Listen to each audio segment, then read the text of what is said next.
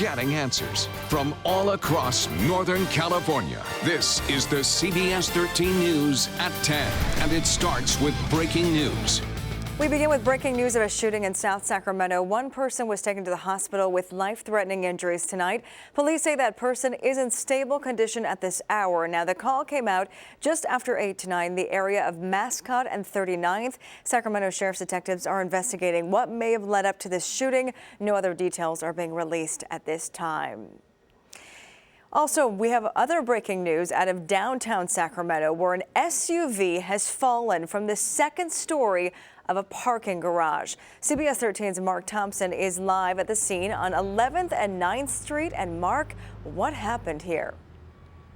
Yes, you're in a crazy scene. Take a look. We're just outside the parking garage off of 9th and L in downtown Sacramento, and you can see crews are working to clean up the aftermath of all of this and the damage. You can see there's rubble on the ground and a gaping hole in the side of the building here, and it's just been a chaotic scene for the past couple of hours. Police say that they got the call just before 8 o'clock tonight.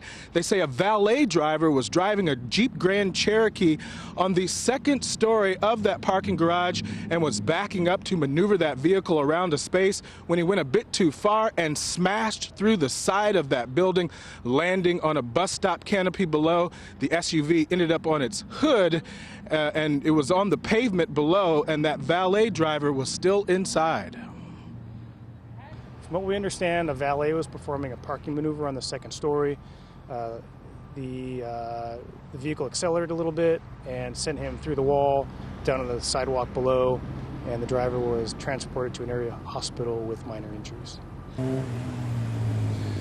Take a look again. You can see the gaping hole in the side of the building here. People are walking by trying to get a look at all the activity here downtown. Again, fortunately, the driver in all of this, that valet driver, only sustained minor injuries, transported to the hospital as a precaution. So how could all of this happen? Well, police say that that driver simply underestimated the power of this new type of SUV. It was a Jeep Grand Cherokee, a new one, they say, and backed up too far into the side of the building. It's still undetermined at this point if alcohol or drugs were a factor in all of this, but I'm sure that'll be part of the investigation. Sharon, back to you. Mark, that is so wild. Do we know if anyone on the ground was hurt when that car came through that building? No one on the ground was hurt, and I mean, it's a good thing because it just happened to be timing. If somebody happened to be standing underneath that bus stop canopy or happened to be walking on the sidewalk below, they could have been seriously injured. Just fortunately, that was not the case here tonight. That is wild. Well, that is good news, at least. Mark Thompson, live for us in downtown Sacramento. Mark, thank you.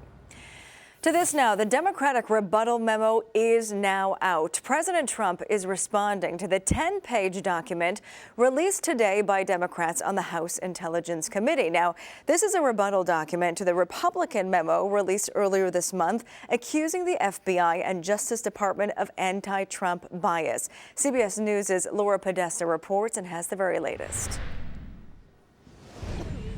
On Twitter Saturday night, President Trump says the memo released by Democrats on government surveillance abuses is a total political and legal bust and just confirms all of the terrible things that were done. The president also called in to Fox News. What they did is really fraudulent, and somebody should be looking into that. Earlier this month, Republicans released a memo saying a surveillance warrant was obtained and renewed on former Trump campaign advisor Carter Page based on information from an individual with an anti-Trump agenda.